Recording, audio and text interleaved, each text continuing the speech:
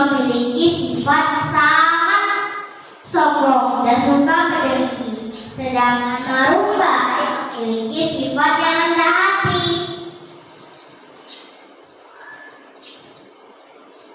Bujang Bedi menangkap ikan di Sungai Simpang Kapuas, sedangkan Marumbai menangkap ikan di Sungai Simpang Melawi. Bujang Bedi selalu membawa pulang semua ikan yang dia peroleh, baik ikan besar maupun ikan kecil. Ia dapatkan akibatnya semua ikan di Sungai Simpang Kapuas semakin menyusut dan sedikit. Berbeda dengan Bujang Bedi, bahkan Marumbai selalu melepaskan ikan-ikan yang masih kecil dan hanya membawa pulang ikan yang sudah besar. Hal itulah yang membuat ikan di Simpang Melawi masih terjaga. Populasi ikan yang terus menyusut di Simpang Kapuas membuat hasil tangkapan Bujang Bedi dari hari ke hari semakin sedikit. Dan hingga suatu hari Bujang Bedi yang mendapatkan sedikit ikan tidak sengaja melihat Marumbai membawa pulang banyak ikan yang besar dari hasil tangkapannya.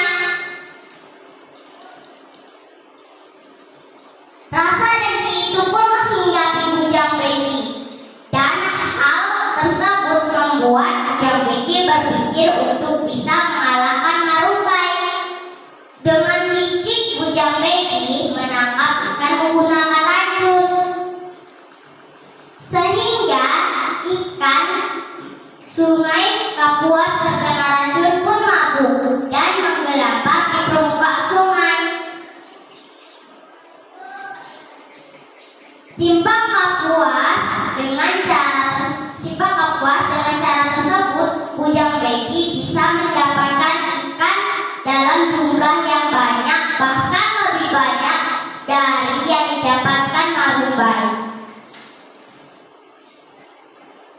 Namun bukan hanya populasi yang terus menyusut, ikan-ikan di Sungai Simpang Kapuas pun semakin habis akibat terkena racun.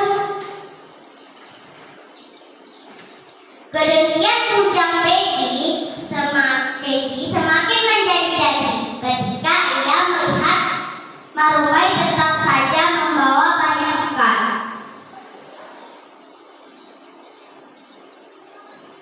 Aku akan menutup aliran Sungai Simpang Melawi menggunakan puncak bukit batu itu, ucap Bujang Bedi dengan penuh rasa dengki. Bujang Bedi itu yang dipenuhi dengan rasa dengki itu memiliki rencana jahatnya untuk mengeringkan Sungai Simpang Melawi agar Marumbai tidak bisa lagi mendapatkan ikan.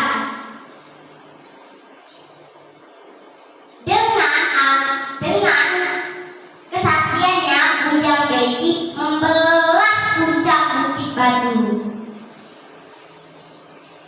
Ia kemudian membawa batu besar itu dengan kedua tangannya. Tanpa disadari Bujang Bedi, seorang bidadari marah melihat ulahnya yang seenaknya memotong puncak bukit batu.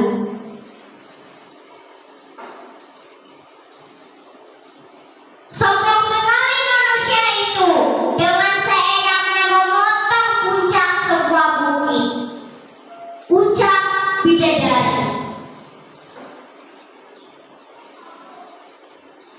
Tiba-tiba saja bidadari itu mengirimkan petir, sebuah petir, dan menyambar tubuh Bujang Bedi.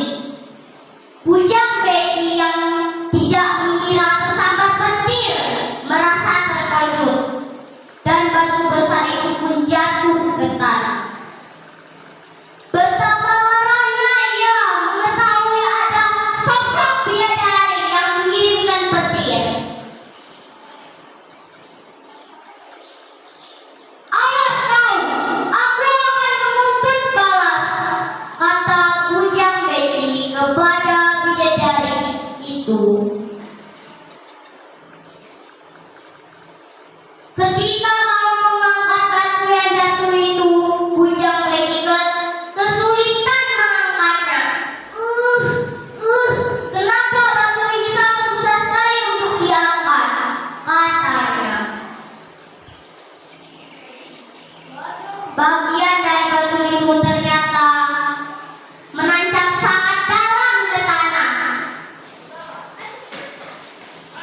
Bujang Beji pun tidak berhasil mengangkatnya.